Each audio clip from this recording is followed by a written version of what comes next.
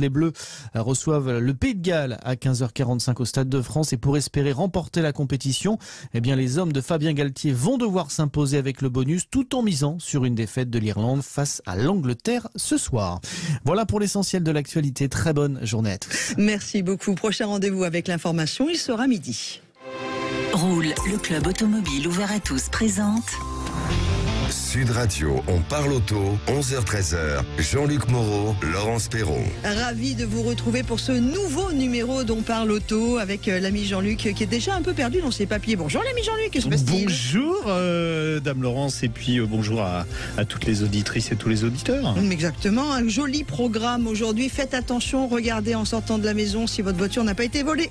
Oui, avec une augmentation qui est assez spectaculaire, c'est plus 9% augmentation des vols l'année passée en France et toutes les régions sont concernées. Alors il y a quand même une exception au vol de voiture, c'est que le Renault Modus, ça ne se vole pas et Jean-Marie Bordry peut être rassuré, il peut dormir sur ses deux oreilles, personne ne lui volera son Modus, à part peut-être un désaxé, qui sait.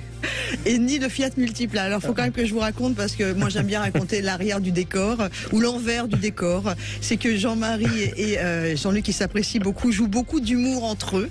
Et donc voilà, on se charrie beaucoup. Voilà, surtout sur les voitures. Ouais. Nous allons évidemment aussi évoquer, alors là c'est un petit peu battle, enfin c'est Lolo versus battle Jean-Luc, c'est que vous ne l'aimez pas, moi je l'aime bien, la voiture de l'année en termes de design, parce que vous lui avez trouvé beaucoup de qualités. Alors en termes de design, je suis pas sûr que ce soit la voiture de l'année, mais par contre elle a une qualité, c'est que c'est la voiture la plus aérodynamique du marché pour le moment, c'est la Hyundai Ioniq 6. Moi je trouve qu'elle a une tête de poisson-chat, vous jugerez tout à l'heure sur les images. D'ailleurs je l'ai mis, on a l'impression qu'elle sort de l'eau et ça fait vraiment poisson-chat préhistorique.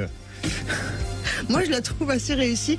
On vous dira tout à l'heure ce que Jean-Marie a pensé d'elle.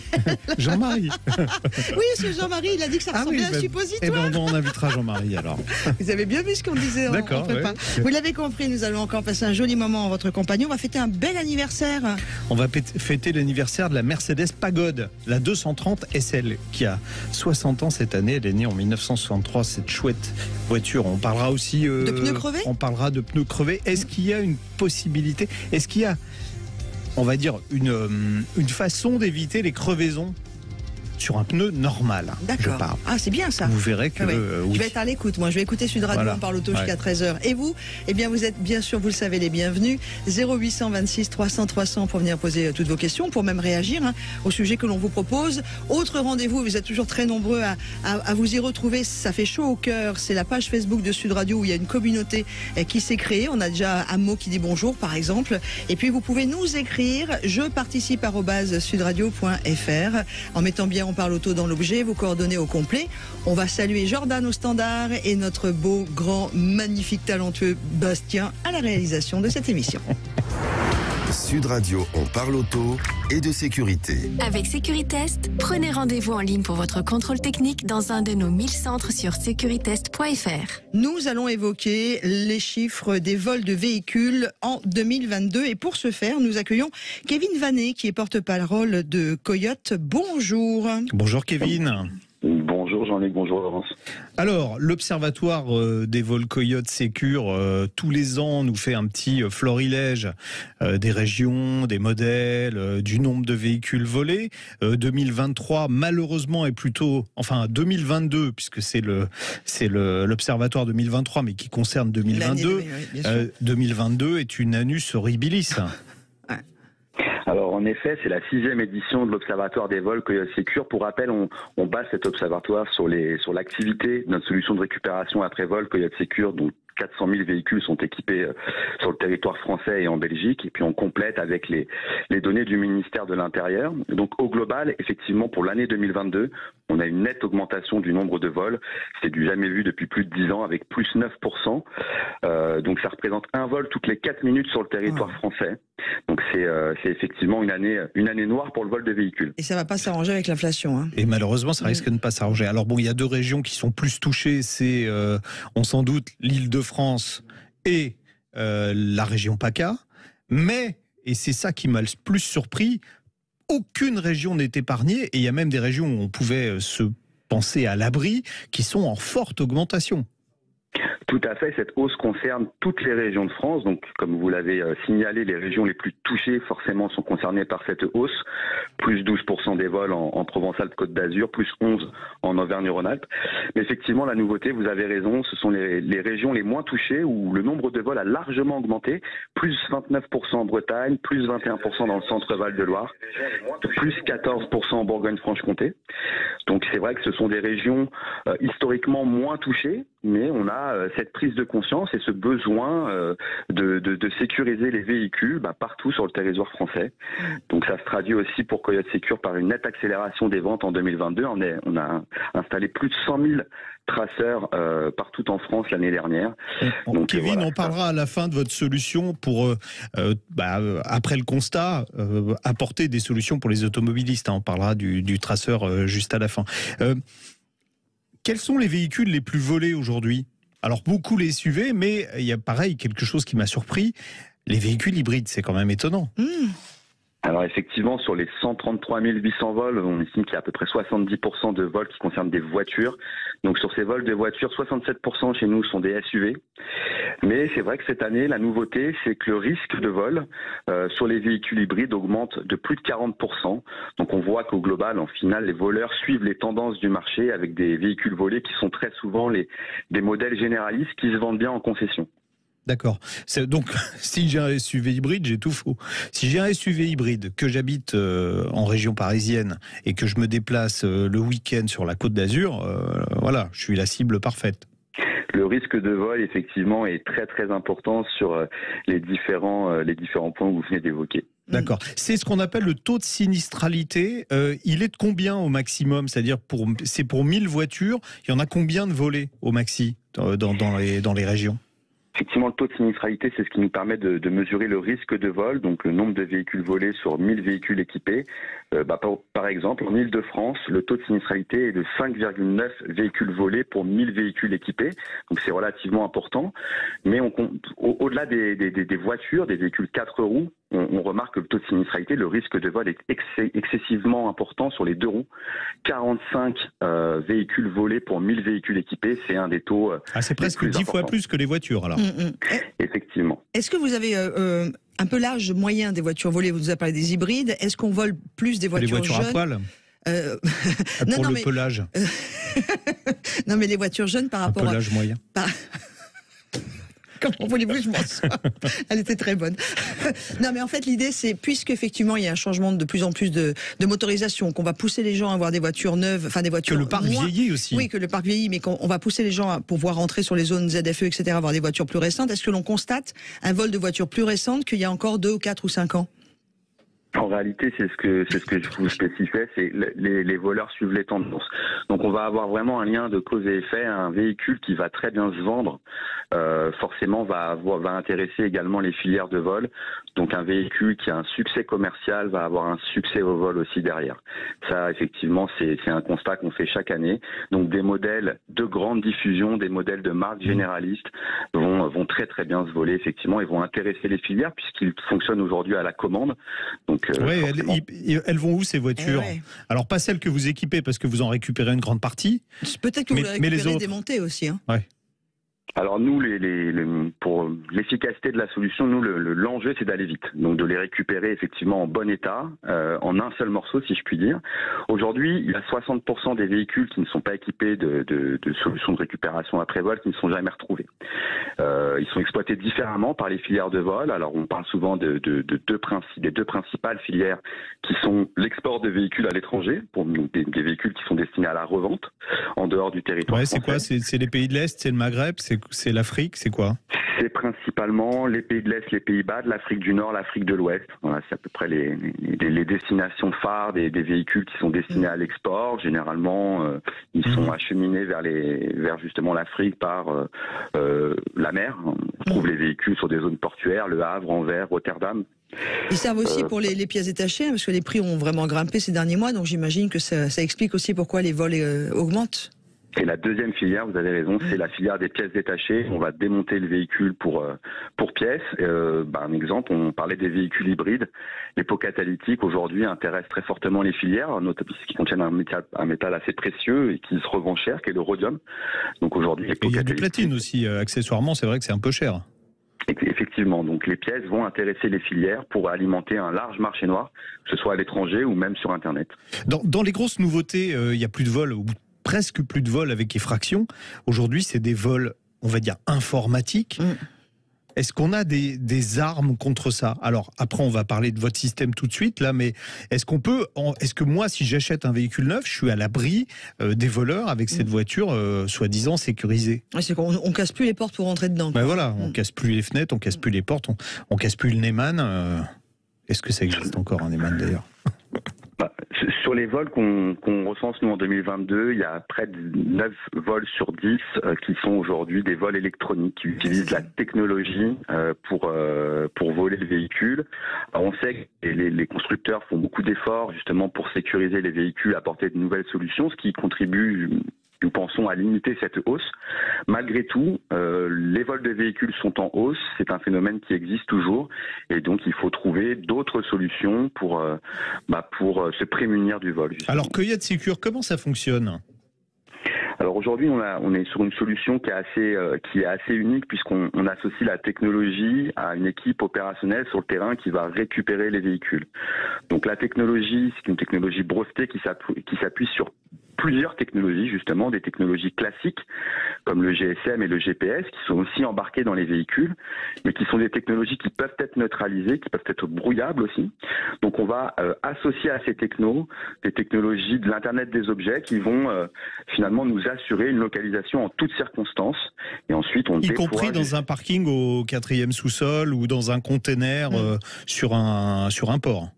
Tout à fait. Ce sont des technologies qui sont non brouillables, qui nous permettent de localiser le véhicule, même enfoui en souterrain. Mais il n'y a pas de possibilité d'arriver à localiser la puce. Les voleurs n'ont pas aujourd'hui réussi à faire ça. Non, elle n'émet pas. Non, on est sur un traceur déjà qui est complètement autonome, qui fonctionne sur batterie, donc entre 4 et 5 ans d'autonomie. Il n'est pas branché, il n'est pas relié à la batterie du véhicule, contrairement à toutes les technologies de géolocalisation en temps réel. Et alors juste après, qu'est-ce qui se passe en fait? Une fois que vous avez géolocalisé, vous appelez Une fois qu'on a localisé le véhicule, ce sont nos détectives qui vont sur le terrain localiser le véhicule au mètre près et qui sont en relation avec les forces de l'ordre pour récupérer le véhicule. Ce sont des détectives qui sont salariés de l'entreprise, qui sont pour la plupart d'ailleurs d'anciens des forces de l'ordre, qui ont une expérience de terrain, qui sont habilités aussi justement à traquer les véhicules volés. Et donc avec l'enjeu, encore une fois, de réactivité, d'aller très vite pour récupérer des véhicules. On récupère 93% des véhicules en bon état. Donc, ça coûte combien, Kevin Vanet, l'installation d'un tracker comme ça ? Donc aujourd'hui, si vous pouvez trouver justement ce traceur dans nos boutiques ou sur notre site internet pour 99 € de frais de pose, puisqu'on le rappelle, c'est obligatoirement dissimulé et installé par un professionnel. Vous ne pouvez pas l'installer vous-même et vous ne saurez en aucun cas où il est dissimulé dans le véhicule. Okay. Ça, c'est vraiment très important. Et puis ensuite, vous payez un abonnement de 14,99 € par mois pour le service. Donc c'est un traceur qui est, on va dire, dormant jusqu'au moment où vous déclarez votre véhicule volé. Et là, on va venir vraiment prendre la pleine puissance. D'avoir ça, moi, en 2020, lorsqu'on m'a volé ma DS pendant le confinement. Mais on y pense souvent après, on se dit, tiens, j'aurais dû. J'aurais dû. Bon, merci beaucoup, Kevin. Kevin Vanet, merci à vous. Porte-parole Coyote, qui était sur l'antenne de Sud Radio. Passez un bon week-end. Merci également. Merci. À suivre dans notre rendez-vous, vous, au 0826 300 300, votre question, vos besoins, vous nous appelez directement. Jordan vous attend au standard et on répondra au mieux à vos questions. Et ce sera juste avant l'essai de la semaine et la fameuse Hyundai Ioniq 6. Sud Radio, on parle auto et de sécurité. Avec Sécuritest, prenez rendez-vous en ligne pour votre contrôle technique dans un de nos 1000 centres sur securitest.fr. Roule, le club automobile ouvert à tous présente. Sud Radio, on parle auto, 11h-13h, Jean-Luc Moreau, Laurence Perron. Dans quelques minutes et avant midi, nous allons évoquer le succès des boîtiers de conversion éthanol. Mais tout de suite, il va s'agir de vous accueillir. Salut Yvan. Yvon. Bonjour Yvon. Yvon bien. Oui, bonjour Jean-Luc et Laurence. Vous habitez où, Yvon? J'habite dans le Médoc, à 20 km au nord de Bordeaux. Oh, j'aime beaucoup. 20 km au nord de Bordeaux, c'est joli. Hein. Après, on va J'ai vers l'impression que les auditeurs font exprès de nous appeler par là. Ah bon. Oui. Donc si vous appelez de la région bordelaise, n'appelez pas. D'ailleurs, si vous appelez aussi de la région de Bourgogne, n'appelez pas. Mais si. Par contre, il me manque Après, j'arrive pas à tenir Laurence. Alors, donc il me manque l'Alsace, il me manque l'Ardèche, il me manque évidemment l'Occitanie, les Côtes-du-Rhône, etc. Yvon, on vous écoute pour votre question. Oui. Donc voilà, il y a à peu près 3 semaines de cela, en allant au fin fond du Médoc, justement, j'étais à 85 km, à Soulac-sur-Mer. Ouais, très bien. Et au moment de repartir, j'étais sur le parking de la mairie, la voiture ne démarre pas, le moteur pas du tout lancé, donc je fais appel à l'assistance, et dans la demi-heure qui suit, un dépanneur arrive, et il vérifie, il me dit, je pense que c'est le démarreur. Donc il remorque le véhicule.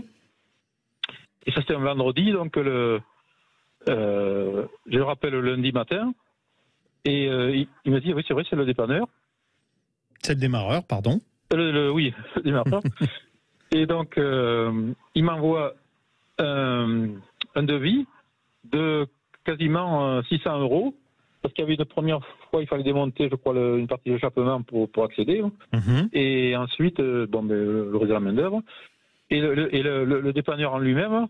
Le démarreur? Ah oui, le démarreur. Vous voulez vraiment vous acheter un dépanneur, en fait? Oui, non. Moi, j'ai un copain qui est dépanneur, mais je ne suis pas sûr qu'il soit à vendre. Mais... Non, mais donc, oui, le démarreur, le prix était autour de 300 €. Alors donc je leur ai demandé, mais c'était par mail en réponse au devis, s'il n'y aurait pas moyen, soit de... parce que j'avais regardé sur Internet, je l'avais trouvé moins cher, mais bon, pour voir si ça correspond exactement. Et éventuellement... avoir une pièce d'occasion ou un échange standard. Voilà, c'est ça, ou un échange standard. D'accord. Et ils m'ont répondu, c'est un échange standard. D'accord. Et vous trouvez que c'est un peu cher? Je trouvais que c'était un peu cher, et comme j'étais quand même pressé de récupérer, ils ont réparé rapidement. Le surlendemain, mon véhicule était prêt. Et sur la facture, d'ailleurs, il y a démarreur, mais il n'y a aucune précision de modèle. D'accord. Et j'ai vu qu'ils étaient à côté d'un garage Renault. Peut-être qu'ils ont dû se servir chez eux directement. Oui, sans doute. Alors, vous savez quoi? Je me suis dit, tiens, on va demander à quelqu'un qui connaît bien les pièces de réemploi. On a avec nous Luc Fournier, qui est directeur d'activité de Back to Car. Bonjour Luc. Bonjour. Bonjour Luc. Bon, alors on est typiquement dans le cas où on pourrait effectivement ne pas remplacer un démarreur. Surtout sur il a combien de kilomètres votre véhicule, Yvon? Il a 295 000 kilomètres et il est de 2007. Ouais, d'accord. Donc le prix du démarreur, c'est presque le prix de la voiture. Oui. Voilà. Non, Luc, la solution. Alors déjà, repréciser quand on va faire réparer quelque chose, un véhicule comme ça, on peut demander un devis avec des pièces de réemploi. On est bien d'accord? Exactement. Et le réparateur professionnel se doit de proposer. La loi dit en fait que le réparateur a obligation d'afficher le décret de loi proposant de la pièce de réemploi à tous les consommateurs et doit proposer une solution en pièce de réemploi avec quelques restrictions en dehors des pièces de sécurité. Très clairement sur un démarreur, on est typiquement dans le client type et dans le décret de loi parce que le démarreur fait partie de la loi. Donc le garagiste aurait dû vous proposer une pièce de réemploi. D'accord. Alors pour être très concret, là on est sur une valeur d'à peu près 300 € pour le remplacement. En pièces de réemploi, pour le Scénic diesel de Yvon, ça coûte combien si on le prend chez vous par exemple? Comme Jean-Luc m'a adressé un petit email avec la plaque d'immatriculation, et comme je fais partie aussi d'un groupe qui est leader de la pièce détachée automobile, qu'elle soit neuve ou d'occasion, je me suis permis de regarder un petit peu tous les produits qu'on peut proposer nous à nos distributeurs, et auquel cas accessible à tous les réparateurs. On peut même proposer de la pièce Renault. Donc j'ai bien évidemment la possibilité de proposer à un garagiste de la pièce Renault d'origine. De l'échange standard, et visiblement d'après le prix mentionné par Yvon, c'est un échange standard Renault. Donc effectivement, le prix marché est à 268 € TTC. Oui. Alors échange standard, pour préciser, Luc, on prend une pièce usagée, elle est rénovée totalement et c'est pratiquement une pièce neuve qu'on vous remet. C'est quasiment une pièce neuve. En fait, c'est le cercle vertueux de l'économie circulaire. La pièce est neuve, elle devient une pièce d'occasion. Et la pièce d'occasion, elle est vendue soit en l'état, c'est une pièce d'occasion, soit elle repart dans des usines de remanufacturing qui changent les pièces d'usure, qui la remettent à neuf. D'accord. Donc là, c'était un échange standard. Et la troisième solution, c'est la pièce d'occasion. Exactement. En fait, pour repréciser le point, un démarreur pour ce véhicule-là, globalement chez Renault en pièce d'origine, c'est 434 €. D'accord. En échange standard, c'est un peu moins de 300 €. Après, on a des solutions dites aftermarket d'équipementier à 250 €. Et après, en pièce d'occasion, c'est 62 € TTC. Ah oui. Ah ouais. Oh là là. Et en plus, c'est garanti, on est d'accord. C'est-à-dire que vous, quand vous vendez un démarreur, vous êtes sûr qu'il fonctionne. Ah oui, complètement. Ils sont testés dans nos usines de recyclage et ils sont garantis 2 ans comme le neuf. Mais 60 € TTC, là, ce qui est extraordinaire, mais le garagiste va quand même prendre une marge dessus, en plus de la main-d'œuvre. Donc ça pourrait faire un coût global à combien ? Alors, un coût global, parce que la pause, je me suis permis, comme j'ai une casse à Niort et d'excellents clients, j'ai appelé le garage DSI, qui est un garage Precision, qui est un très gros garage pour nous. Lui, la pause est à 250 €. C'est-à-dire c'est un peu moins de 4 heures à 75 €. Donc environ. ça aurait coûté 310 € à Yvon au lieu 320, ouais, au lieu de lui coûter 600 €. Donc ça vaut vraiment le coup. 50%. Là, Yvon, c'est dommage que vous nous ayez appelé un peu tard. Mais pour tous ceux qui nous écoutent, si ça vous arrive, pensez à demander absolument des pièces de réemploi. Vous avez vu l'économie qu'on peut faire. Alors, quand même. Ceci étant dit, excusez-moi Luc de vous couper la parole, c'est Yvon qui voulait la prendre, mais on sait qu'actuellement on est en pénurie de certaines pièces. Est-ce que vous avez des pénuries actuellement en pièces d'occasion et en pièces de réemploi chez vous ? Non, pas du tout. Pas du tout, parce que nous, en fait, nos approvisionnements sont issus des véhicules accidentés. Donc, on n'est pas sous la contrainte d'un problème de matière ou de rupture de chaîne, comme on peut voir dans l'alimentaire. Parce qu'il y a beaucoup de cas de gens qui, leur voiture est au garage, pour l'instant, ça ne bouge pas. Oui, Les garagistes n'ont pas les pièces. Parce qu'ils veulent une pièce neuve. Comme on travaille en excellente relation avec les assureurs, parce que les véhicules, nous, ce sont des véhicules issus d'un accident, donc issus des assureurs débituels, elles nous téléphonent pour qu'on puisse les dépanner, pour éviter qu'un véhicule qui soit bloqué chez un concessionnaire, parce qu'il n'y a pas la pièce chez le constructeur. Donc ça arrive toutes les semaines, ça. Bon, parfait. J'espère que ça aura servi. Yvon, malheureusement, Sniff. Oui, mais ce qu'il y a, c'est que moi, si j'avais été chez moi au plus près, j'aurais été, parce que j'ai l'habitude sur village du véhicule d'aller acheter une pièce de réemploi. Mais malheureusement, vu la distance, je ne pouvais pas le faire. Mais par contre, vous êtes en droit, et c'est ce que disait Jean-Luc tout à l'heure, à tous ceux qui nous écoutent, vous demandez la pièce de réemploi. Devis avec une pièce de réemploi. Voilà. Bon, Yvon, merci en tout cas, votre expérience aura servi à beaucoup, et voilà, merci beaucoup. Merci Yvon, merci Luc. À moi la première d'ailleurs.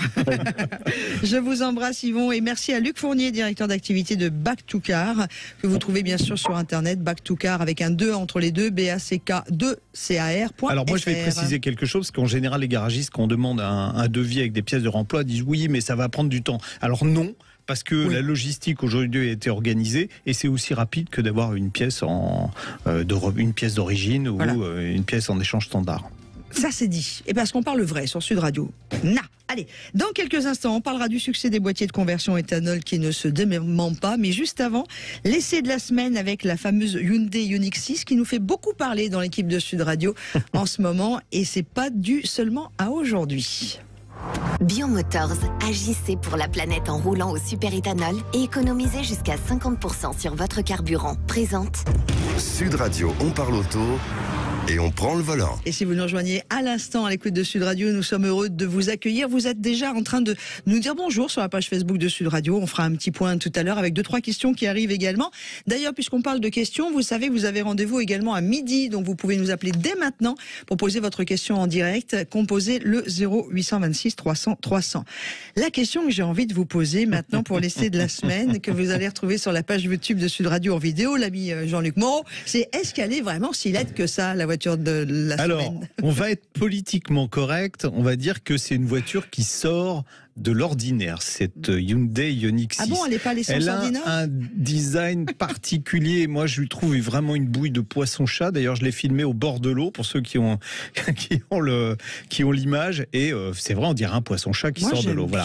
Alors, quand même, il faut signaler. Alors, on peut aimer, on peut ne pas aimer, on peut détester, mais cette forme, elle est justifiée par la recherche de la plus grande finesse aérodynamique. Alors, le CX est de 0,22 sur cette version avec des rétroviseurs, parce qu'on peut avoir des caméras.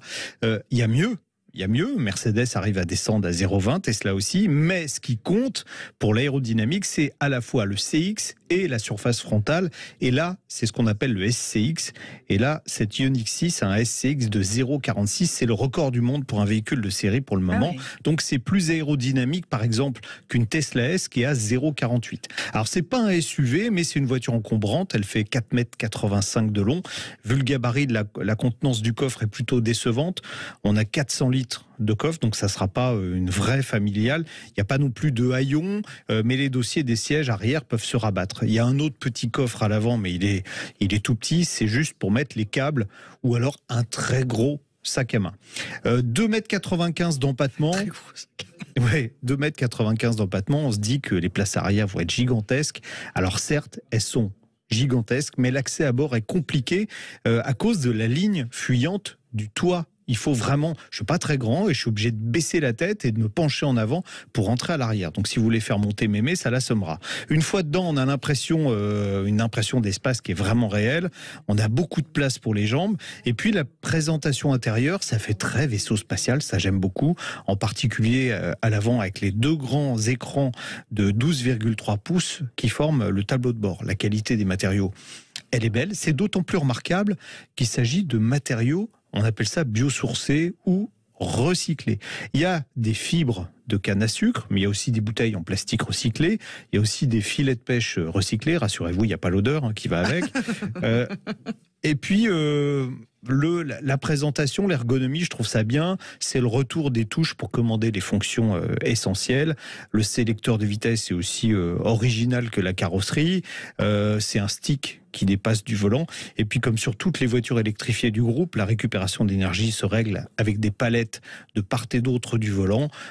Ça, c'est pratique, c'est bien fait. Dans les bizarreries, parce qu'il y en a, si vous cherchez les commandes de lève-vitre, elles se trouvent sur la console centrale et pas sur la portière. C'est un peu comme sur les Dacia du début, quoi. Ça fait un peu véhicule low cost.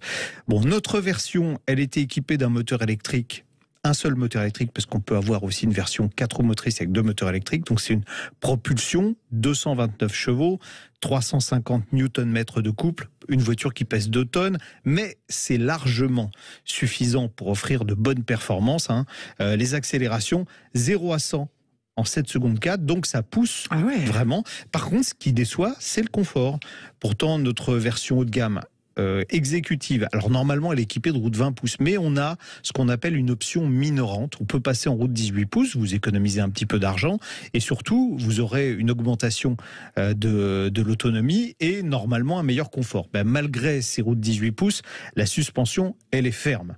Bon, l'avantage, c'est qu'on a un excellent maintien de caisse en virage. La voiture pourrait même être plaisante à conduire si la direction était un peu plus consistante, parce que c'est un peu, on ne sait pas trop où sont les roues avant. Voilà. Ce qui est bien aussi, c'est la récupération d'énergie réglable, je vous l'ai dit tout à l'heure. On peut aller depuis la roue libre jusqu'à la conduite avec une seule pédale, c'est-à-dire je relâche la pédale d'accélérateur, la voiture va s'arrêter. Et puis pour ceux qui ne veulent pas s'embêter avec ça, il y a un mode automatique qui gère en fonction de la topographie, de la route et puis du trafic. La grosse qualité de la voiture, c'est son autonomie. D'abord, elle dispose d'une grosse batterie, c'est 77,4 kWh utile. Hyundai annonce 614 km d'autonomie. Sur autoroute à 130, j'ai consommé 19,3 kWh au 100. C'est vraiment le record. Alors, je vais vous le dire autrement, ça correspond à 1,8 litre de gasoil à 130 km/h. Voilà, en termes d'énergie. Ah ouais. Voilà. Sur route, on est à 14,7 kWh au 100. C'est très bien pour une auto de ce gabarit. On peut donc vraiment faire 500 km avec la voiture. Les possibilités de charge rapide sont importantes avec l'architecture qui est propre au groupe, une architecture en 800 volts. On peut charger jusqu'à une vitesse de 230 kW. Alors, je m'étais dit, tiens, je vais m'arrêter sur la borne la plus puissante de France dont on avait parlé, qui est en Normandie, qui fait 360 kW, mais j'ai pas réussi à charger au-delà de 48 kW. J'ai demandé à ABB, donc qui livre les bornes, s'il y avait eu un problème sur la voiture, à Hyundai s'il y avait eu un problème sur la voiture. J'ai pas pour l'instant, pas de son, pas d'image d'un côté ni de l'autre. Je vous dirai si c'est normal ou pas. Bon, normalement, on récupère 350 km d'autonomie en 15 minutes, donc c'est bien. Sur courant alternatif, en charge 11 kW, il faut 7h10 pour faire le plein. Voilà. Donc au global, si on aime la ligne, c'est une voiture extrêmement efficiente qui permettra de faire beaucoup de kilomètres et de charger vite. Donc si on veut aller loin, c'est sans doute le meilleur véhicule du marché pour le moment, un des meilleurs. Le truc qui va coincer, c'est qu'en finition exécutive, elle est à 61 400 €. Le modèle de base, entre guillemets base, 52 000 €, il n'y a pas de bonus. Or, une Tesla 3 qui est une concurrente, elle bénéficie du bonus et elle bonus déduit, elle est à 39 900 €. Vous voyez l'écart entre 39 900 et 52 000. Il faudra que, si Hyundai espère vraiment la vendre en nombre, entre guillemets, il faudra vraiment qu'ils révisent les tarifs à la baisse. Bon, mais en tout cas, merci de la découverte, puisque moi, personnellement, je ne la trouve pas laide, mais j'aurais pas été spécialement l'essayer. Voilà, je suis pas encore très attiré par ce genre de grosses voitures électrique. Non, moi j'aurais fait honnêtement. Alors le style, bon, c'est une affaire de goût. Après, j'aurais fait plus confortable. Ça sert à rien de faire une voiture qui tient extrêmement bien la route. Pour moi, on est plus dans l'esprit limousine, donc j'aurais mis du confort. Voilà. Bon, merci beaucoup. L'essai de la semaine de l'ami Jean-Luc avec cette Hyundai Ioniq 6 à retrouver sur la page Facebook de Sud Radio et surtout, sur la page YouTube avec l'intégralité de l'essai filmé par Jean-Luc lui-même. Vous n'hésitez pas à aller faire un petit tour. Tout de suite, on va parler des boîtiers de conversion éthanol. Sud Radio, on parle auto et on prend le volant. Avec Biomotors, agissez pour la planète en roulant au super-éthanol et économisez jusqu'à 50% sur votre carburant. Rendez-vous sur biomotors.fr. Back to Car, première marque de pièces issues de l'économie circulaire, présente Sud Radio, on parle auto et d'environnement. Le succès des boîtiers de conversion éthanol ne se dément pas. On en parle aujourd'hui sur Sud Radio dans On parle auto avec Alexis Landrieux qui nous rejoint, qui est gérant de Biomotors. Bonjour Alexis. Bonjour Alexis. Bonjour Laurence, bonjour Jean-Luc, merci à vous. Oui, alors bon, ça a été l'explosion l'année dernière. Il y a eu 85 000 véhicules immatriculés en motorisation éthanol, dont 50 320 véhicules convertis avec des boîtiers. Et Biomotors, c'est le principal, convertisseur, fournisseur de boîtiers, installateur, fabricant. Un peu plus d'un boîtier sur deux vendu l'année dernière sortait de chez nous, avec un boîtier toutes les 4 minutes en moyenne par jour ouvré de travail. Voilà. Quels sont les véhicules que vous équipez le plus ? On a vu un changement avec beaucoup de citadines finalement l'année passée. On a vu un coût du carburant exploser à 2 € et il reste encore très haut aujourd'hui. Finalement, ça concerne vraiment tout le monde et aussi les véhicules pour aller travailler tous les jours. C'est quoi le top 3 des équipements ? On est sur de la Clio 208, Yaris et Sandero. D'accord. Bon, il y a pas de.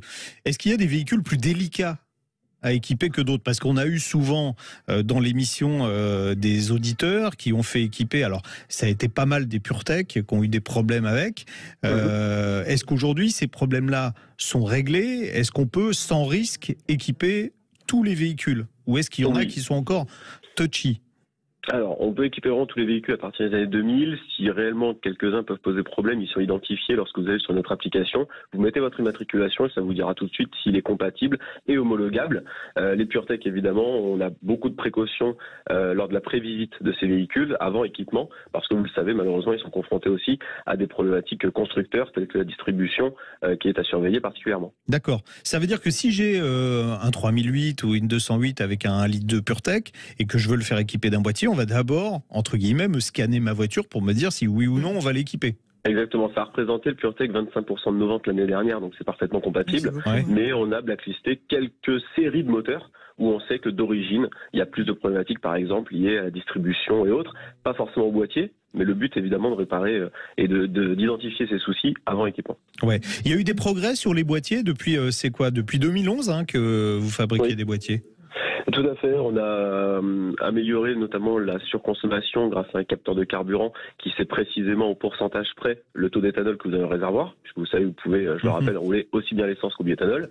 On a toujours la sonde de température qui assiste le démarrage à froid, et surtout, vous pouvez vous connecter avec l'application Biomotors à votre boîtier et découvrir les économies réalisées, ainsi que tout le fonctionnement du boîtier. Tout est lié à votre téléphone, et c'est une belle visibilité sur le produit. Oui, alors c'est la question que j'allais vous poser juste derrière. Est-ce qu'aujourd'hui, avec un litre de super-éthanol E85 qui dépasse partout le 1 €, les 1 € le litre, est-ce que ça reste intéressant de rouler, d'installer un boîtier éthanol sur son véhicule ?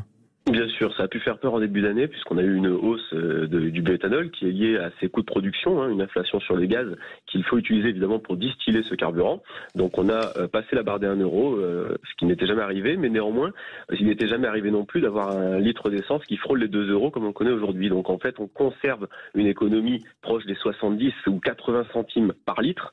Donc évidemment, téléchargez l'application Biomotors et vous verrez la station la plus proche de chez vous que l'économie reste quand même aux alentours des 45 à 50 euros par plein. Ça reste évidemment très rentable. Ouais. Est-ce que on peut équiper tous les véhicules aujourd'hui? Tout à l'heure, je vous demandais est-ce qu'il y a des véhicules qu'on ne peut pas équiper, mais là je parlais techniquement, mais légalement aujourd'hui on en est où? Légalement, on peut, nous, en tous les cas, chez Biomotors, équiper tous les véhicules puisqu'on a obtenu toutes les homologations disponibles. On a aussi développé l'année dernière un boîtier qui était très attendu pour toute la motorisation de la gamme Renault en 1,3 litre TCE. Voilà, donc on est les seuls à savoir faire aujourd'hui. Évidemment, voilà, il est intéressant aussi de regarder, en plus de la compatibilité du véhicule, toutes les aides disponibles, parce que rappelons-le, il y a beaucoup d'aides encore disponibles par région et aussi des exonérations de carte grise lorsque vous achetez un véhicule.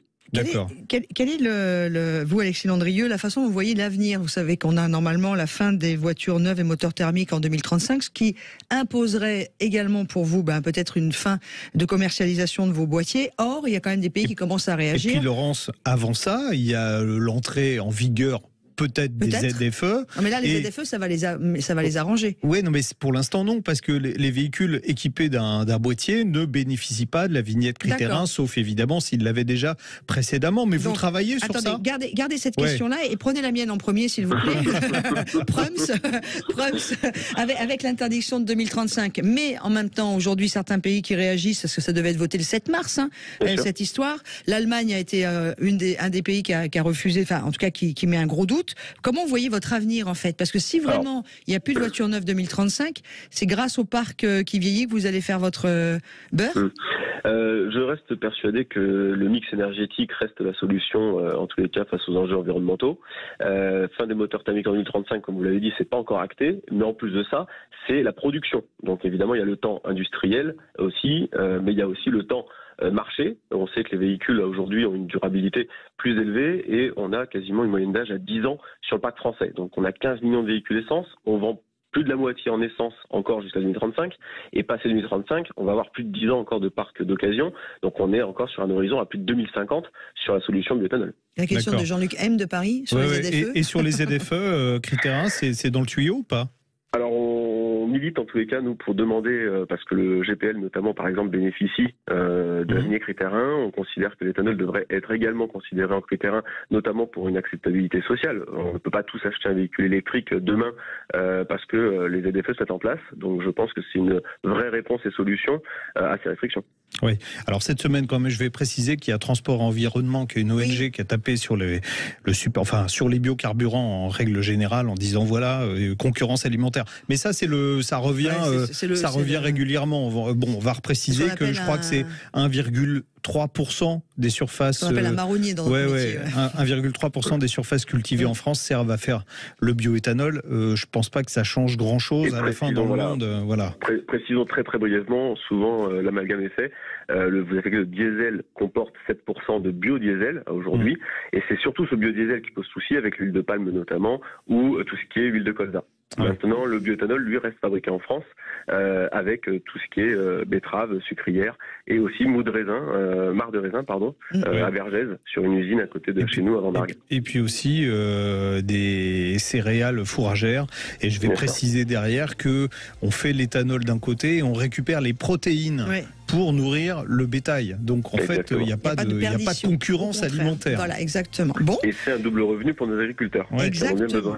Très bien. Alexis Landrieux, gérant de Biomotors. Merci Alexis. Fabricant et installateur de boîtiers éthanol E85 était donc avec nous sur Sud Radio. Dans quelques instants, après la pause, votre question au 0826 300 300. Il y a Gwendal qui nous attend au standard. On va parler pipi. Pardon? Bah oui, vous saurez, vous restez avec nous et vous saurez. Mais quoi? Et puis surtout, faites comme Gwendal, ne partez pas aux toilettes tout de suite. 0826 300 300, vous nous appelez à midi, nous vous donnons aussi la parole. Vous êtes nombreux sur Facebook. Dans quelques instants, je m'occupe de vous sur Facebook, tiens, d'ailleurs. Sud Radio, on parle auto et d'environnement. Vous a été présenté par Back2Car. Commandez vos pièces auto recyclées sur back2car.fr. BACK, le chiffre 2, CAR.fr. Roule, le club automobile ouvert à tous présente. Sud Radio, on parle auto, 11h-13h. Jean-Luc Moreau, Laurence Perron. Et merci à vous tous qui êtes sur Sud Radio, sur la page Facebook également aussi. Sud Radio, on parle auto. Vous êtes nombreux à poser des questions dont je me ferai la voix après le journal de midi. Il y a plein de questions ZFE, il y a des questions biomotors, il y a des questions, il y en a plein. Vous êtes très nombreux à nous écouter, puisque moi je tiens vous êtes plaisir. 3 maintenant.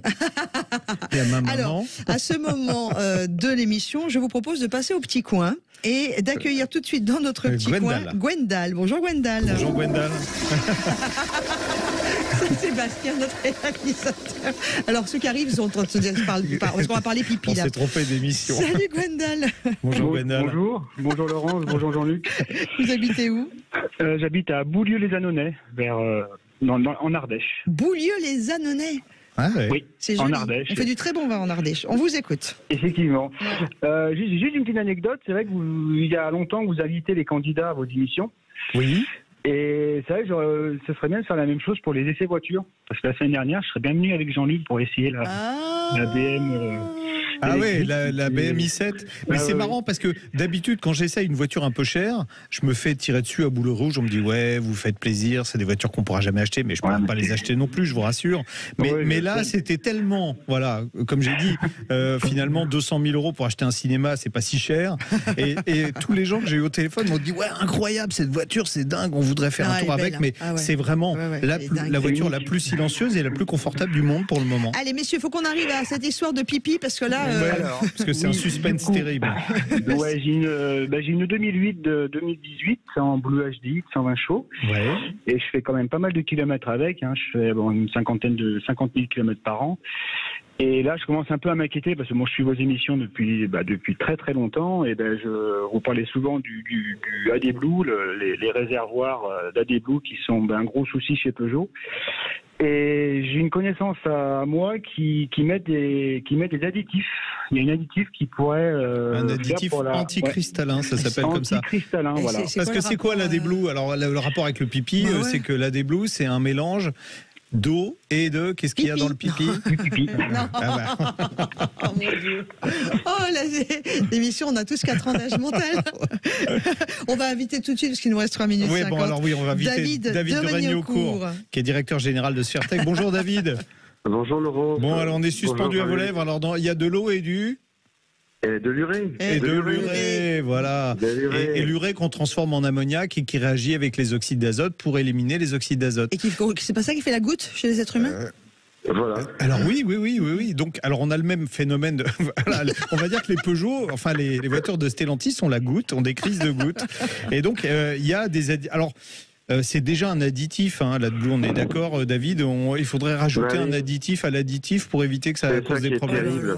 C'est qu'il faut un additif dans un additif, effectivement. Voilà. Et donc c'est possible, ça peut marcher? Ah oui. Alors nous, on s'était refusé de le faire parce que un additif dans un additif pour les usagers, c'est des fois mal compris, quoi. Mais en réalité, effectivement, il y a une cristallisation de l'urée. En fait, il y a un processus qu'on appelle la précipitation. Donc, il y a l'urée qui se sépare, on va dire, de son porteur, de son excipient, de l'eau déminéralisée, parce que la AdBlue, c'est 33% d'urée et 67% d'eau déminéralisée.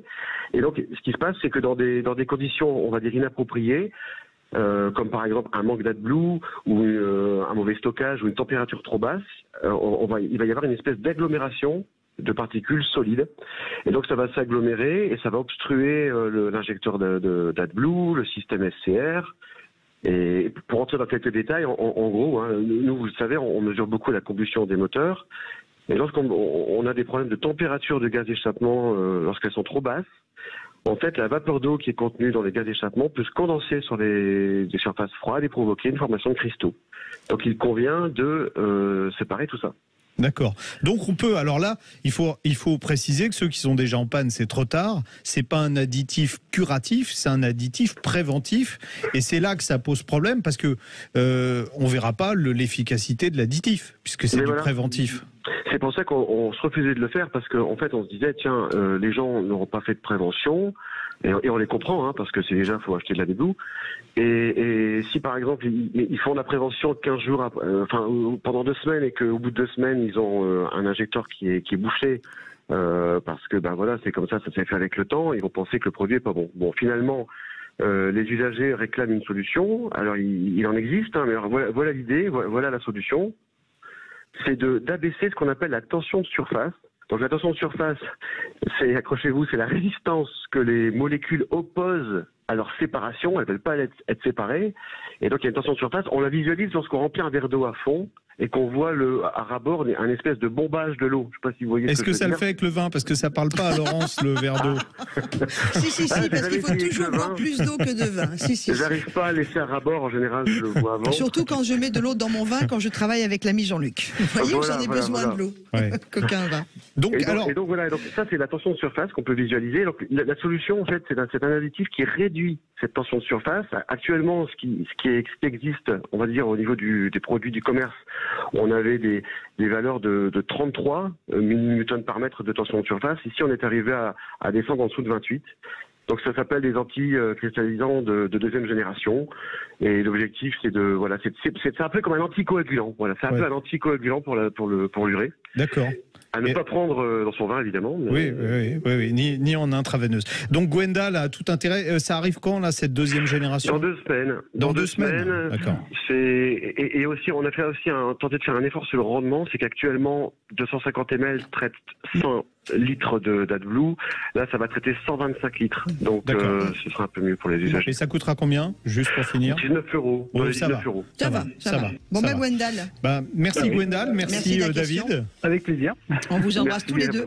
David Doregnocourt, qui est directeur général de Sfertech. Sfertech est spécialisé, entre autres, en huile et additifs moteurs. Merci à vous. Dans quelques instants, le retour de l'info. Et puis après l'info, j'ai toutes les questions que vous nous posez sur la page Facebook de Sud Radio qui seront émises à l'ami Jean-Luc, ou vous pouvez nous appeler dès maintenant au 0826 300 300. Roule, le club automobile ouvert à tous présente Sud Radio, on parle auto, 11h-13h, Jean-Luc Moreau, Laurence Perrault. Avant 13h, un joli anniversaire que nous allons ensemble fêter sur Sud Radio. C'est dans notre rendez-vous classique car on va parler de la Mercedes Pagode. Pagode avec son toit en forme de pagode. En fait, la Mercedes 230 SL qui a été présentée cette semaine, c'était du 14 au 24 mars 1963 au Salon de Genève. Et toujours avec les jolis rendez-vous à vous donner, nous sommes évidemment au mois de mars 2023. Vous savez que cette année, au mois de juin, ce seront les 100 ans du Mans. Là, on va aller au Mans, mais pour toute autre chose. Ah ouais, pour 2 événements sympas, le Motors and Soul. Donc, si vous avez une jolie voiture, une jolie moto, on vous incitera à aller là-bas. Et puis, ça se fait en même temps que Exclusive Drive. Et comme son nom l'indique, vous pourrez faire des tours de piste dans des voitures exclusives. Ça peut être très sympatoche. Donc, ça sera à 12h35. On parlera de pneus parce qu'on va parler de la possibilité de ne plus avoir de problématique de pneus crevés. Exactement. Comment dire adieu aux pneus crevés? On va vous proposer une solution dans quelques minutes si vous restez avec nous. Ça. Comment dire adieu? Comment te dire adieu? Non, c'est pas la même. Mais évidemment, et vous le savez, avant 13h, vous êtes les bienvenus. Vous êtes même attendus 0826 300 300. Vous n'hésitez pas pour poser vos questions. Vous pouvez nous écrire jeparticipe@sudradio.fr, mais également réagir sur la page Facebook de Sud Radio. Vous êtes très nombreux à nous poser des questions. C'est ce moment-là que nous avons choisi de partager avec vous maintenant. Sud Radio, on parle auto. Vous avez été très nombreux à nous dire bonjour et à être sur la page Facebook de Sud Radio. Il y a une question de Anne-Mo qui nous dit: pourriez-vous me dire quel est le fourgon pour vous le plus fiable entre le Jumper 2.2 litres 2 2023, le Ducato 2 litres 3 2021 ou le 2 litres 2 2023 et le Master? Alors là, ça va vraiment vous surprendre parce que je suis vraiment nul en utilitaire. Alors, mais vraiment. Donc c'est pas à nous, faut poser la question. Ouais, alors là, je pourrais dire quelque chose. Vous savez, en général, il y en a qui prennent la parole même quand ils connaissent connaissent pas les sujets. Moi, j'ai l'honnêteté de dire, voilà, j'y connais rien en utilitaire. Vous savez ce qu'on va faire, l'ami Jean-Luc? On va inviter pour une prochaine émission un spécialiste des utilitaires. Oui, exactement. Ouais, exactement. Vous voyez, j'ai des bonnes idées, hein. Comme ça on répondra. Restez avec nous. On peut pas vous dire si ce sera la semaine prochaine. Hein. On a 3 litres 6, c'est son nom. 3 litres 6, il s'appelle 3 litres 6, qui nous dit, puisqu'on avait parlé un peu de... Alors c'est quelle voiture? Ça peut être une Porsche, non, 3 non, litres 6. c'est son pseudo. Son pseudo, mais voilà. ça peut être une Porsche 3 litres 6. Ah, c'est vrai. Ouais. Ouais, c'est vrai. Qui nous dit, voilà, parce qu'on avait parlé un peu des problématiques des pièces détachées. Bonjour, 2 mois que je roule sans CT, donc sans contrôle technique. Ouais. Cause amortisseur Bilstein en rupture. Eh oui. Vous voyez, donc c'est une vraie réalité, ça. Hein. Oui, malheureusement, alors là, on peut pas faire grand-chose. Alors, il roule avec des amortisseurs qui sont, c'est-à-dire, est-ce que la vraie question qu'il faudrait lui poser, c'est est-ce que à son contrôle technique, il a un défaut critique donc qui l'empêche de rouler. Ça veut dire un défaut critique, c'est forcément un amortisseur qui s'est vidé, donc qui fuit beaucoup ou qui est cassé et il continue à rouler comme ça. Donc là, c'est même pas un problème de légalité, c'est juste qu'il se met en danger. En plus, si 3 litres 6 correspond vraiment à ce que j'imagine, s'il roule avec une 911 avec un amortisseur cassé, bon, faut tout de suite qu'il prenne un rendez-vous à l'hôpital. Autre question. Mais c'est vrai que alors il peut. Bon, je pense que c'est du Bilstein qu'il avait d'origine sur son véhicule. Il veut remettre la même chose. Il y a peut-être d'autres solutions à trouver, une autre solution alternative. Dont on des amortisseurs, il y a plein de marques qui équipent ces véhicules-là sans forcément prendre la montre d'origine. Une nouveauté également depuis le 1er mars, c'est Julien qui nous en parle toujours sur la page Facebook de Sud Radio, qui nous dit l'Occitanie a supprimé la réduction sur le véhicule propre depuis le 1er mars. On peut en savoir plus ? Alors, en fait, la réduction de prix pour la carte grise, je crois, non ? Oui, alors on avait dans la majorité des régions une exemption de la carte grise pour les véhicules qui fonctionnaient à l'éthanol, les véhicules hybrides, alors les véhicules électriques évidemment, et il y a des régions qui ont décidé malheureusement de supprimer cet avantage fiscal. Donc on paye, vous arrivez avec votre voiture hybride pensant que la carte grise va être gratuite et ça va vous coûter le prix normal. D'accord. Il n'y a plus de réduction. Il y a plus de réduction. Nous avons aussi Adil qui nous dit pourriez-vous faire le point sur les ZFE? Alors Adil, ça va être trop court pour l'émission parce qu'on pourrait faire 10 émissions dessus. Oui, d'autant que ça bouge tous les jours. Voilà, depuis les différentes annonces faites. Et ma question, j'habite à Lyon, il a été mis une ZFE qui m'empêche de rentrer chez moi. Est-ce légal? J'ai un véhicule critère 4 diesel de 2001. Ah bah là, à partir du moment où il a un véhicule qui ne doit pas rentrer dans la zone critère, c'est lui qui est dans l'illégalité, c'est pas la mesure qui est dans l'illégalité. Bon, le problème, c'est que, on en parlera tout à l'heure dans les brèves, c'est que le Sénat a dit carrément que c'était une mesure antisociale. En gros, je vous la fais courte, à mon avis, les ZFE, telles qu'elles sont aujourd'hui, resteront figées comme ça. Et vous avez entendu que pour ce qui concerne le Grand Paris, normalement, c'est repoussé après. C'est pas encore repoussé, mais on évoque le fait que ce soit repoussé après les Jeux Olympiques pour l'interdiction des critères 3. Oui, et puis il ferait mieux de nettoyer Paris, d'enlever les... parce que là, franchement, il y a un moment... Julien qui dit mettre de l'eau distillée à la place de la Blue, ce serait pas une solution pour l'interrogation ? Non, parce qu'il faut de l'urée. Alors vous pouvez mettre de l'eau distillée, faire pipi dedans, mais ça sera beaucoup moins efficace parce que en fonction de ce que vous avez mangé ou bu, il y aura tout un tas de... c'est de l'urée pure. Il y a Catherine d'ailleurs qui répond, il y a une vraie communauté sur la page Facebook de Sud Radio pour l'émission, ça nous fait vraiment plaisir comme pour toutes les autres émissions de Sud Radio. Surtout pas Julien, lui dit Catherine, sinon tu vas avoir un défaut moteur et ton moteur sera en mode dégradé, voire même pire. Exactement. Voilà, il y a plein de choses, questions aussi. Non, ça va plus loin que ça. À partir du moment où le capteur détecte que vous n'avez pas d'AdBlue dans le réservoir, si vous avez mélangé, si vous avez fait pipi dans le réservoir par exemple, pour lui c'est pas de l'AdBlue, votre voiture ne démarrera pas. Non plus. Petite question courte, il nous reste 10 secondes. C'est Martine qui nous dit une Clio de 11 ans. Elle roule très peu. Elle se demande si ce serait judicieux de mettre un boîtier éthanol ou pas. Non. Voilà. Elle rentabilisera jamais. Jamais. Voilà, vous avez votre réponse. Vous avez vu, j'avais dit 10 secondes. Bravo l'ami Jean-Luc. Allez, tout de suite, nous, on continue notre rendez-vous. On parle pneu avec vous. Le syndicat du pneu, les spécialistes du pneu au service de votre sécurité sur la route, présente Sud Radio, on parle auto. Parlons pneus, parlons bien. Rapidement, parce que la 3 litres 6 qui nous dit oui, donc je pense que c'est oui à la Porsche. Oui à la Porsche. Et Admo qui dit je vous remercie d'inviter un spécialiste des utilitaires pour me répondre. Il faut vraiment qu'on pense à inviter un spécialiste des utilitaires. Nous allons tout de suite accueillir Zoran Velkoski. Ah, c'est bien. Non, parce qu'il faut que je vous... Zoran, juste avant de vous dire bonjour, l'ami Jean-Luc, avant l'émission, il m'a dit, je vais te laisser dire le nom, genre tu vas te planter. Comment va Zoran Velkoski, directeur technique de Will Secure? Bonjour Laurence, bonjour Luc. Jolie voix. Bonjour Zoran. Je suis admiratif parce que vous avez très bien prononcé mon nom de famille, ce qui est assez rare. Donc, You're welcome. Ouais. Alors par contre, elle a dit Will Secure en voulant faire croire que c'était anglais, mais c'est bien français. Alors c'est français, c'est 100% français. Et comment vous dites alors, phonétiquement? Will Secure, c'est français, voilà. Will Secure. C'est quoi d'ailleurs? Comment dire adieu aux pneus crevés? Voilà, c'est comme ça qu'on peut résumer. En fait, Will Secure, c'est un produit qui empêchera les crevaisons dans un pneu standard. Et ça marche sur les motos, sur les vélos, sur les camions, sur les engins agricoles, enfin surtout quoi. Sur tout ce qui roule. Alors effectivement, donc Will Secure très rapidement, donc Will la roue et Secure la sécurité, donc on a développé une technologie qui permet de rendre un pneumatique increvable de manière préventive. Et c'est un traitement du pneumatique qui est fait par un professionnel qui peut effectivement équiper de la brouette en passant par le vélo, la voiture, le tracteur, les voitures, les motos, tout ce qui roule. D'accord.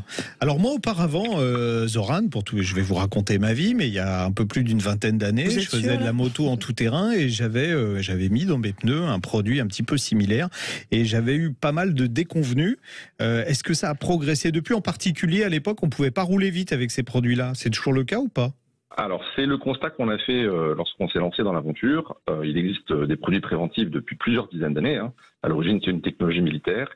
Et en fait, ce qu'on a réussi à faire, c'est corriger la quasi-totalité des défauts des anciennes formulations, puisque aujourd'hui, nous avons deux gammes. Une gamme qui est réservée à la basse vitesse, donc grosso modo les... la brouette dont on parlait tout à l'heure. Ouais. La brouette ou... Même thaïlandaise, hein. Même thaïlandaise. Oh non, s'il vous plaît.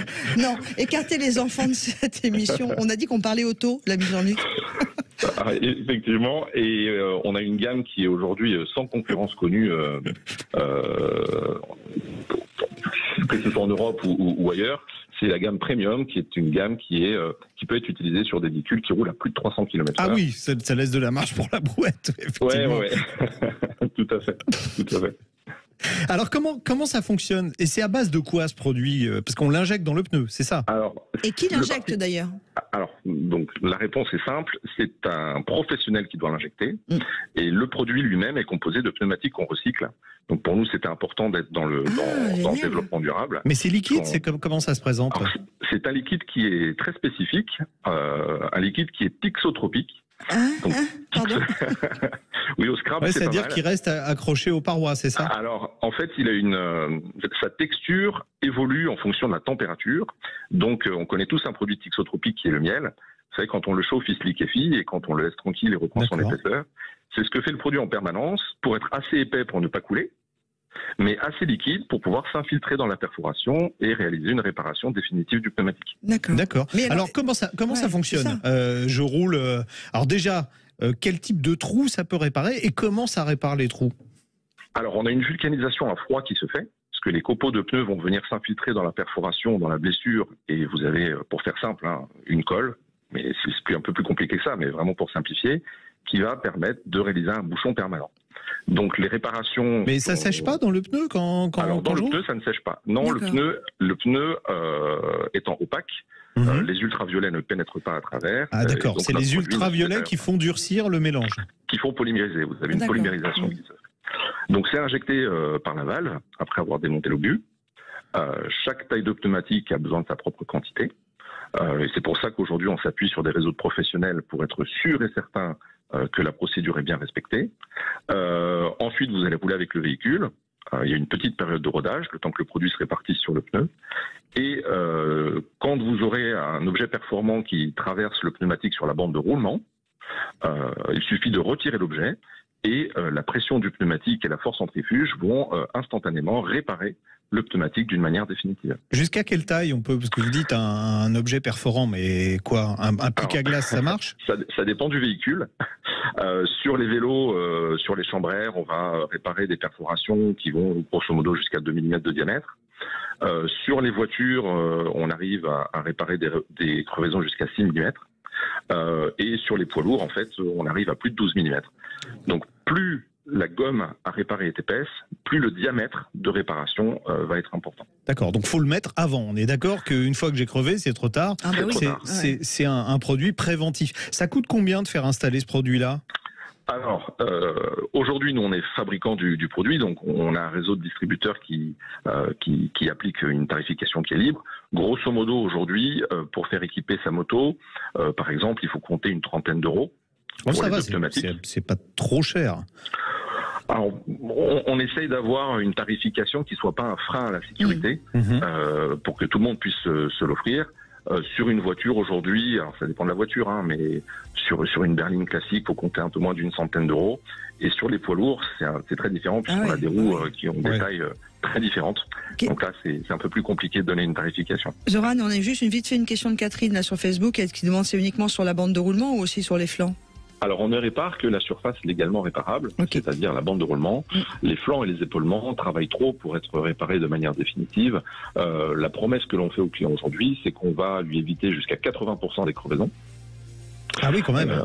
Oui, et en plus, on économise du carburant parce qu'on a toujours la bonne pression. Ça permet de rendre le pneu étanche, alors qu'il n'est pas forcément étanche d'origine, et de prolonger la durée de vie du pneu. Donc en fait, on se rembourse de la dépense de départ avec les économies qu'on fait par la suite. Dernière question, vite. Je veux profiter de Wheel Secure, enfin tout du moins j'en parle à mon garagiste. Je ramène ma voiture avec mes pneus, il me met ça dedans.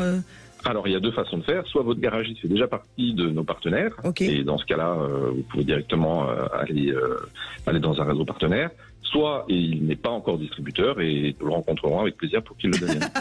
Voilà, en plus on devient vos commerciaux. Ça c'est parfait. Donc on peut tout trouver. Vous avez un site Wheel Secure, ça s'écrit wheelsecure.com. D'accord. Wheel comme la roue en anglais, W-H-E-E-L, secure, S-E-C-U-R-E.com. Merci beaucoup, Zoran. Merci, Zoran. Velkovski. Essayez, monsieur. Maintenant qu'elle y arrive, Velkovski. Ah ouais, j'y suis arrivé du premier coup, moi. Moi aussi, Velkovski. Je vous embrasse. Allez, dans quelques instants, on va parler de Mercedes. Ça, c'est plutôt facile à dire, mais ça fait longtemps pour celle-ci. Ça fait 60 ans qu'on donne son nom. Sud Radio, on parle auto. Parlons pneus. Parlons bien. Avec le syndicat du pneu, les spécialistes du pneu au service de votre sécurité sur la route. CETEC, leader mondial de la charge batterie, présente Sud Radio, on parle auto, Classic Cars. Happy birthday to you.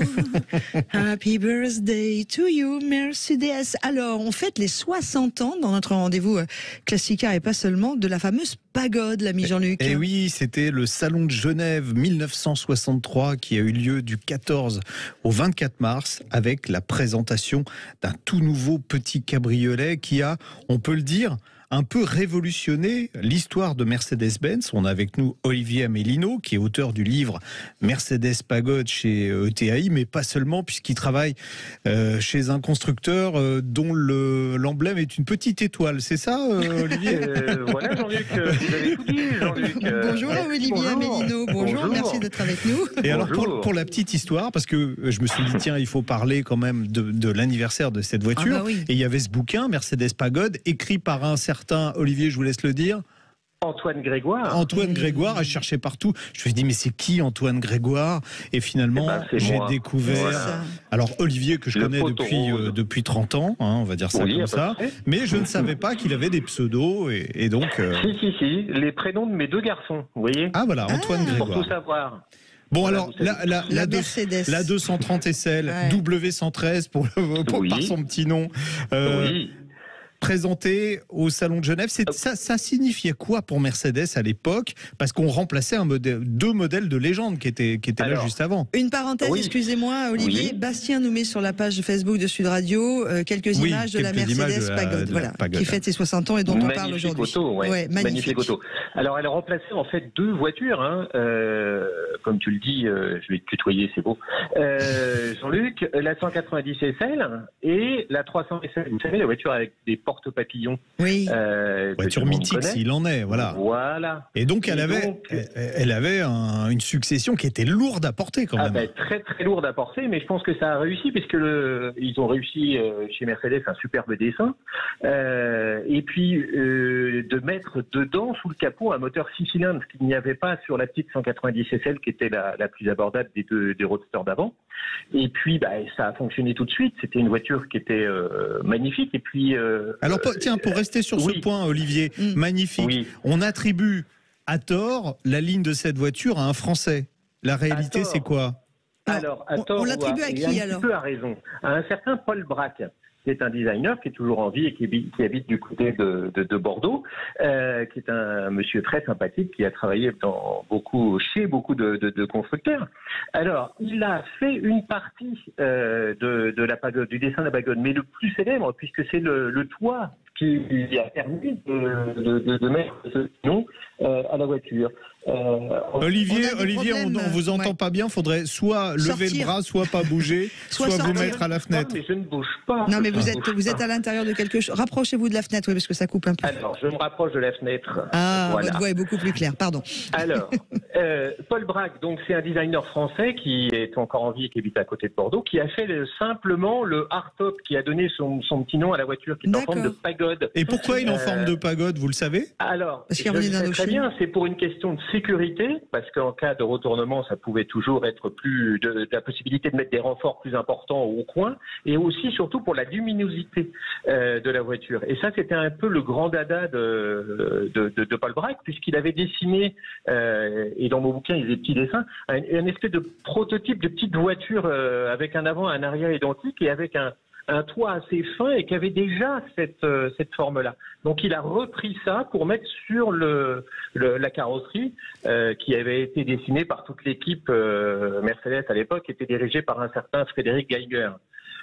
Donc voilà, on attribue Paul Braque, le dessin de cette voiture-là à Paul Braque, c'est à moitié vrai. Et le reste alors? Mais on vient de le dire, Laurence. Parce que Monsieur Geiger. Geiger. J'ai mal noté. Geiger, voilà. Geiger. Alors, c'est un véhicule, on va le dire, qui visait le marché américain principalement. Oui, avant tout le marché américain. Oui, c'est pour ça qu'il y avait beaucoup un dessin simple. Et puis, la facilité pour monter à bord. Un grand habitacle. Et c'est pour ça qu'il y avait que 2 places plus un petit habitacle, une petite place derrière. Mais c'était vraiment fait pour le marché américain. D'ailleurs, il y en a pas loin de la moitié, puisque c'est 19 000 sur 48 000, on va dire, qui ont été exportés là-bas. Et ça a été un succès d'emblée. Et puis c'était facile à aborder, puisqu'il y avait des boîtes automatiques, il y avait des choses comme ça qu'il n'y avait pas sur les autres modèles d'avant qu'elle remplaçait. Il y a même eu une version qui s'appelait Californie, qui était vendue que là-bas. En Californie. Ah. Oui, exactement. California, ouais. C'était simple. Vous gardez le hardtop, mais vous enlevez la capote et vous rajoutez une petite banquette à l'arrière. Alors ça faisait d'une pierre deux coups, ça faisait une voiture qui pouvait rouler plein soleil sans capote puisqu'il n'y en avait pas. Et puis il y avait une petite banquette pour mettre 2 places de petits enfants derrière. C'était la voiture préférée de Julien Clerc, non?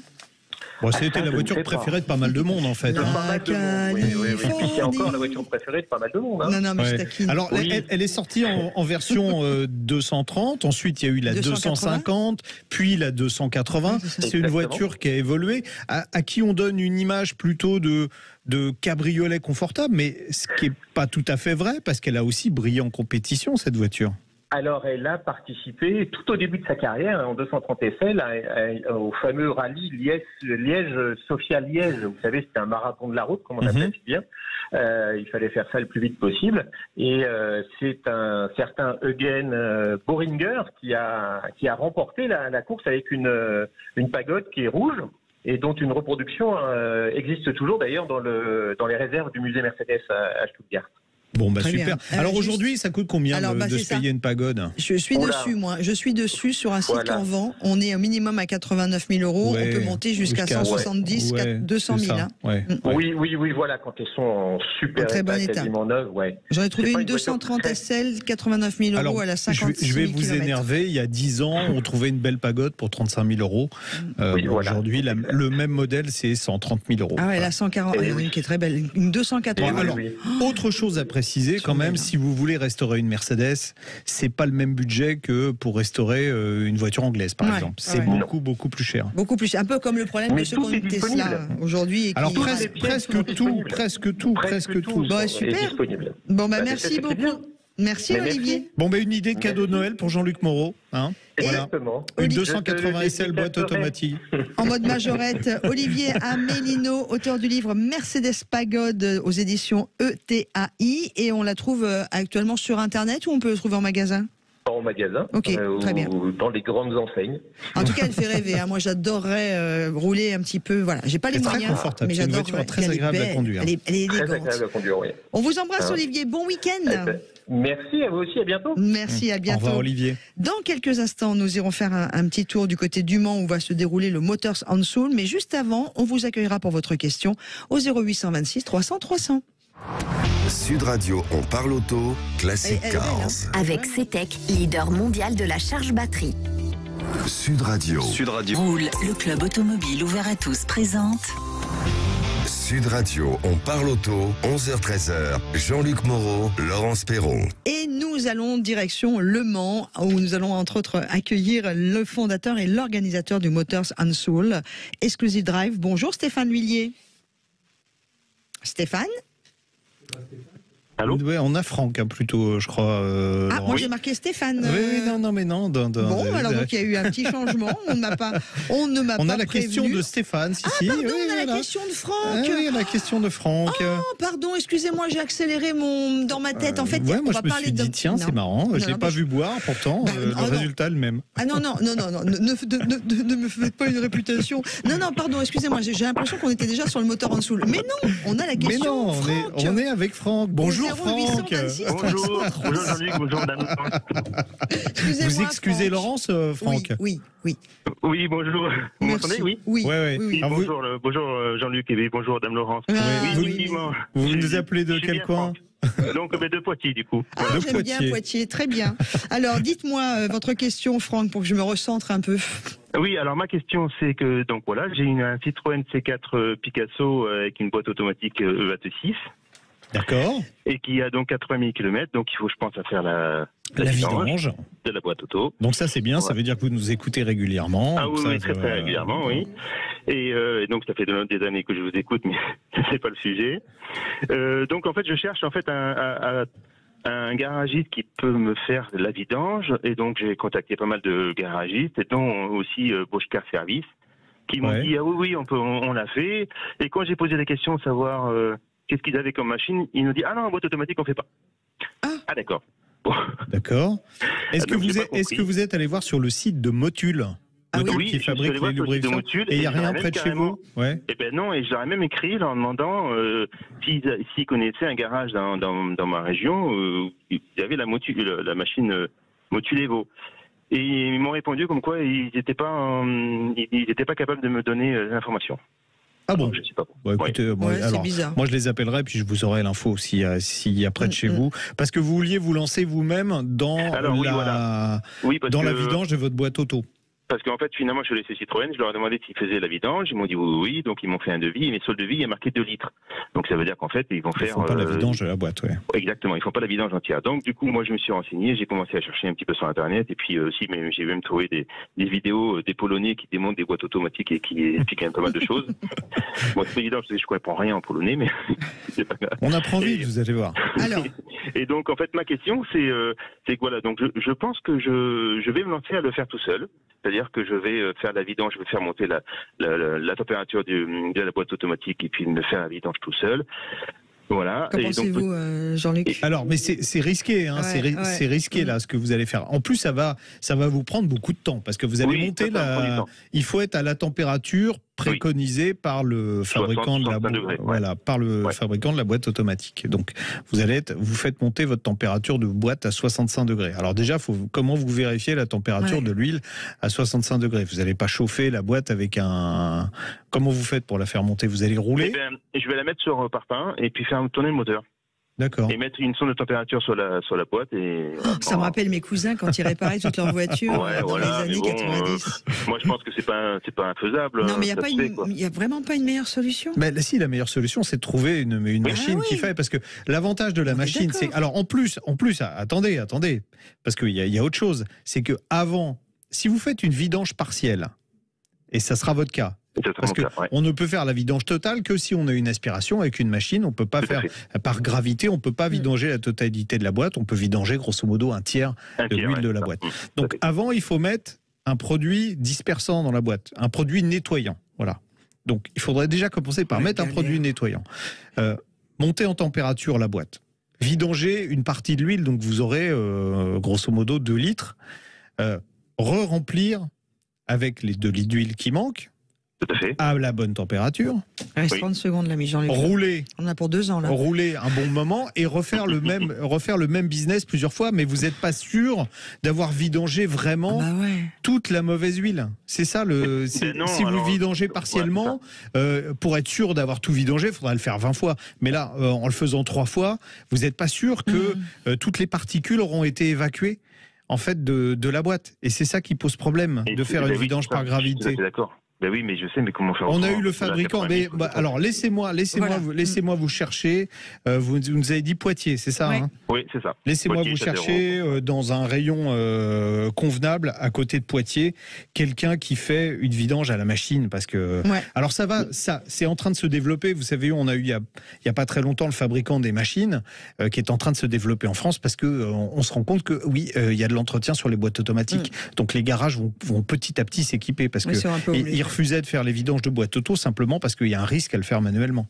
Donc moi, je prendrais pas le risque quand même. Moi non plus. Bah oui, mais après, je suis inadmissible que Citroën me propose que faire la vidange de 2 litres. Oui, non, mais bon, on est d'accord. On en revient à ce que je dis depuis longtemps. Les concessionnaires, ils ont une guerre de retard. Allez, on fait ça, Franck. Notre ami Jean-Luc va vous trouver. Je vais essayer de vous trouver du côté de Poitiers. Du côté de Poitiers. Bon, et donc puis, si donnez-moi, j'ai pas le contact de vous, je me lance. Ah non, mais je vais m'en occuper cette semaine là. Après c'est votre voiture, vous faites ce que vous voulez, mais c'est vrai que bonjour la galère, quoi. Bon, bah écoutez, bisous, Franck, qui est bon courage. Auditeur du côté de Poitiers. Et maintenant, je vous l'avais prédit, c'est du teasing, nous accueillons Stéphane. Sud Radio, on parle auto. Avec le moteur Sansoul Exclusive Drive au Mans, c'est donc maintenant avec le fondateur et l'organisateur. J'étais tellement impatiente, dit la mauvaise foi. Salut Stéphane Villiers. Salut Laurent, salut Jean-Luc, merci de m'accueillir, merci de nous permettre de parler de Motors & Soul. Bonjour Stéphane, alors qu'est-ce que c'est Motors & Soul? Parce que moi je connaissais quand c'était en région parisienne, mais là vous êtes délocalisé au Mans. Alors expliquez-nous pourquoi le Mans, mais on le sait un petit peu, Laurence, on en a parlé tout à l'heure. Alors d'abord on est délocalisé effectivement au Mans, tout simplement parce que le Mans c'est la passion qui nous anime. La passion pour ces autos et motos de caractère avec lesquelles on a tout simplement une relation émotionnelle parce qu'elles nous parlent, elles nous émeuvent, etc. Et puis Le Mans, vous le savez, hein, c'est le 100e anniversaire. Un petit anniversaire quand même cette année. Voilà, c'est le 100e anniversaire et donc nos participants, on est dans un cadre complètement différent.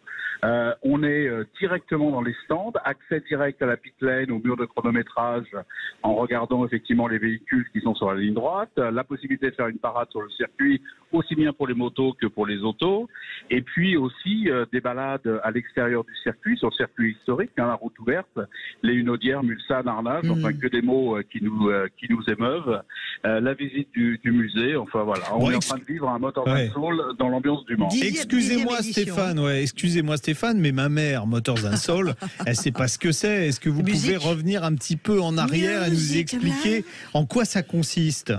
Absolument, Jean-Luc. Donc, pour votre maman et aussi pour vos auditeurs, j'imagine, Motors & Soul, en fait, c'est une communauté de passionnés d'auto et de moto caractère. Ouais. Et en fait, c'est absolument la même passion.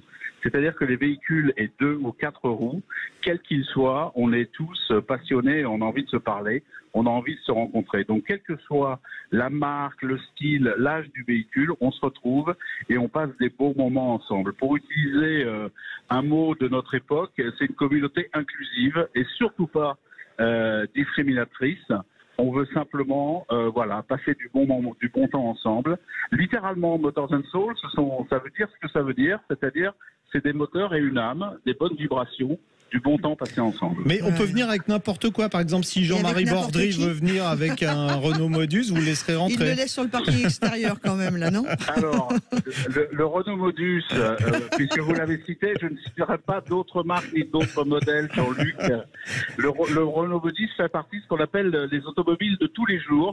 D'accord, donc il reste dehors. On les laisse, on les laisse rentrer. On a un parking dédié, grâce à notre partenaire Exclusive Drive, on a un parking dédié Motors Motors & Soul. En revanche, le Renault Modus va pas faire la parade sur le circuit. Ah oui, bon, on comprend bien. En revanche, le Renault Modus va pouvoir faire la balade que l'on organise à l'extérieur du circuit, encore une fois. Ouais, on fait un point sur le programme, puisque ça a commencé hier, c'est aujourd'hui et demain. Oui, on est samedi. Donc là, il est 12h41. Ouais. Donc on a quoi? Le déjeuner est en cours, il y a les rides moto cet après-midi. Exactement. Alors d'abord, on a une communauté qui s'est mobilisée par ce qu'on a appelé The Great Ride de tout le Mans. Donc on a eu 6 groupes qui se sont formés en Angleterre, à Saint-Malo, à Nantes, à Angoulême, à Chartres et à Rambouillet. Donc inutile de dire que c'est une communauté qui couvre une grosse partie de la France, mais également l'Angleterre. Les Anglais trouvent ça, bon, on connaît l'amour des Anglais pour Le Mans, mais en plus dans l'ambiance Motors & Soul. Et le programme lui-même, effectivement, c'est une balade auto le matin, c'est la parade moto et la parade auto à l'heure actuelle, midi et quart, 14h30 un ride moto, et puis comme on a disposé les plus beaux véhicules, qu'ils soient à 4 ou à 2 roues devant notre stand, eh bien on élit les reines du jour, c'est-à-dire les plus beaux véhicules à la fin de la journée, avant de se séparer en fin de journée par un petit cocktail. Absolument. Et 18h, c'est l'heure de l'apéro, et malheureusement, elle ne sera pas là. C'est exactement ça, Jean-Luc, et vous êtes bien évidemment invité à nous rejoindre si vous n'êtes pas trop loin. L'événement dure jusqu'à dimanche. C'est ça. Le prix le prix est à 29,99 € l'entrée par personne, et ça inclut toutes les prestations, la parade, les balades, l'open bar café, etc. et l'accueil comme on sait le faire chez Motors & Soul. D'accord. Et alors le fait que vous soyez avec Exclusive Drive, ça vous apporte quoi? Et qu'est-ce que Exclusive Drive, excusez-moi Jean-Luc, pour ceux qui nous écoutent? Exclusive Drive, c'est un événement des Ladies and Gentlemen Drivers, qui ont surtout des supercars et des hypercars, et qui viennent faire des sessions de roulage sur le circuit Bugatti, sans inquiétude quant à d'éventuels radars, ou en tout cas en poussant leur véhicule beaucoup plus facilement et sereinement et à la hauteur de leurs compétences qu'ils repoussent sans cesse. Donc ça, c'est Exclusive Drive. Motors & Soul, vous l'aurez compris, c'est de la passion autour des véhicules de caractère, et avec Gilles, l'organisateur d'Exclusive Drive, on s'est simplement regardé l'un l'autre et on s'est dit mais on est hyper complémentaires en fait. Donc le fait de faire un partenariat entre nous, c'est associer le meilleur de deux mondes qui tournent autour de cette passion pour les univers auto et moto. Vous ferez un bisou à Gilles. La dernière fois qu'on s'est vu, on était au bord d'une piscine. Alors je vous dis pas, c'était à l'île Maurice, mais j'ai rien dit. Ah, mais c'était une histoire avec une voiture. Une dernière question, si vous le voulez bien. Stéphane Huillier, fondateur et organisateur du Motors & Soul, qui est cette année avec Exclusive Drives au Mans. Il y a marqué que c'est une première édition de printemps. Moi, quand je lis première édition de printemps, c'est qu'il va y en avoir d'autres. Mais on l'espère, et c'est en tout cas ce que la tendance, puisqu'on a effectivement beaucoup de visiteurs, beaucoup de personnes qui trouvent hyper sympa d'avoir délocalisé notre édition au Mans et de retrouver les mêmes vibrations. Et comme on est toujours créatif et à l'écoute des opportunités, peut-être qu'un jour on ira le faire à l'île Maurice pour retrouver la piscine autour de laquelle Jean-Luc et Gilles ont bu un verre, ou ailleurs, mais toujours dans le même esprit qui nous anime en fait. Il y avait aussi François A, tu peux pas balancer. Oui, François.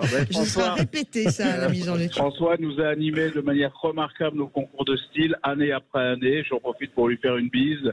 On lui fera demain. On lui fera demain parce qu'on le voit demain avec Florence. C'est super sympa. On vous merci embrasse. À vous de lui faire la bise. Merci Stéphane. Merci Stéphane, et puis bonne journée. Et au bonheur Jean-Luc, merci. Merci tous les à auditeurs, vous. Belle journée. Au plaisir de venir le Motors & Soul. Donc ça se passe dans le Drive Exclusive au Mans jusqu'à sur le circuit du Mans. Demain soir, voilà, sur le circuit du Mans. C'est un joli rendez-vous. Si vous êtes dans le coin ou si vous voulez y passer, n'hésitez pas.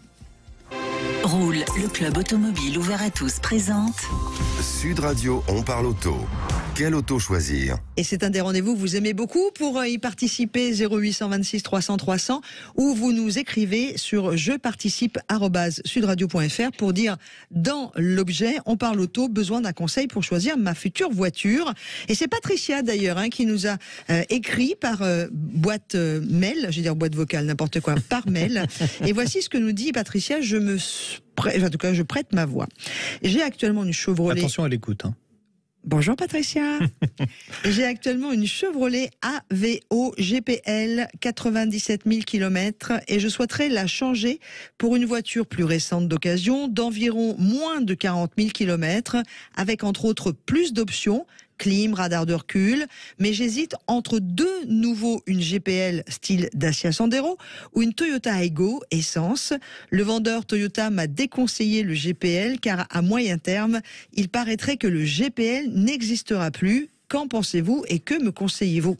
Alors déjà, changer de vendeur. Hein. Ouais, le vendeur Toyota, il n'est pas très fair-play. Hein. Ah non, c'est pas cool. Tant qu'il y aura du raffinage, donc tant qu'il y aura du pétrole, il y aura du GPL. Pourquoi? Parce que alors autrefois on le brûlait en haut des torchères, parce que c'est un résidu du raffinage. C'est du propane, donc on va pas manquer de GPL tout de suite. On manquera d'essence avant de manquer de GPL. Ça, c'est le premier truc.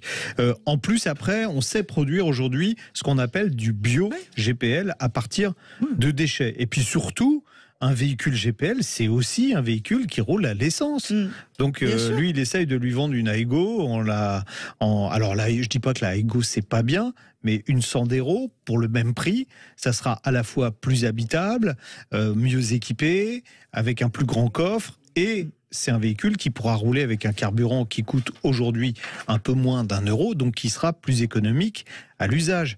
Des véhicules, des Dacia Sandero, alors la dernière génération de la Dacia Sandero, on en est aujourd'hui à la 3e génération, qui est une super voiture, qui est, je vais le dire, hein, pour moi c'est la meilleure voiture du marché en ce moment. Ah oui, en rapport, oui, pourquoi? Parce que elle vous offre tout pour un prix qui est 20 ou 30% inférieur à la concurrence. Dacia, donc on trouve des modèles, on trouve pléthore de modèles Dacia Sandero GPL avec le moteur, il s'appelle 1 litre Eco G100. C'est bizarre comme nom.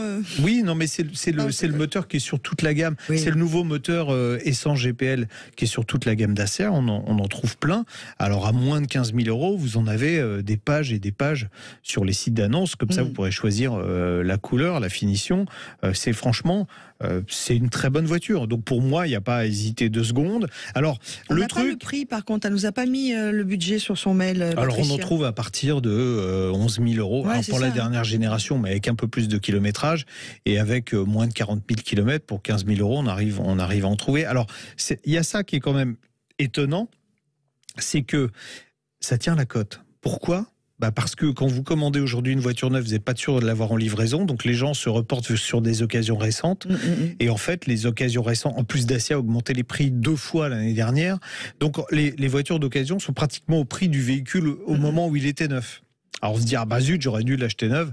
Bon, vous l'achetez d'occasion, vous ferez de toute façon un pas mauvais investissement. Parce il y a un ralentissement quand même sur le prix des occasions là. On commence à attaquer un plateau. Ouais, mais ça dépend des modèles. Ça dépend des modèles. Toujours, ouais. Voilà, si vous souhaitez une Dacia GPL, puis gros succès de la Dacia. Il n'y a pas de ralentissement. Donc pour moi, le choix il est tout de suite fait. Tant pis pour son vendeur Toyota, voilà. Mais une Aygo, c'est une voiture plus petite, c'est moins confortable, elle pourra faire moins de trajets, et puis surtout, ça roule pas au GPL. Donc, Patricia, vous avez votre réponse. Préférée la Dacia Sandero de l'ami Jean-Luc. Oui, exactement. Ouais. Oh, très bien. Moi, j'aime bien Dacia. Vous pouvez même prendre une Stepway, vous savez, qui a un look un peu plus SUV. Je vais aller essayer cette voiture. Elle est très bien faite. Ouais.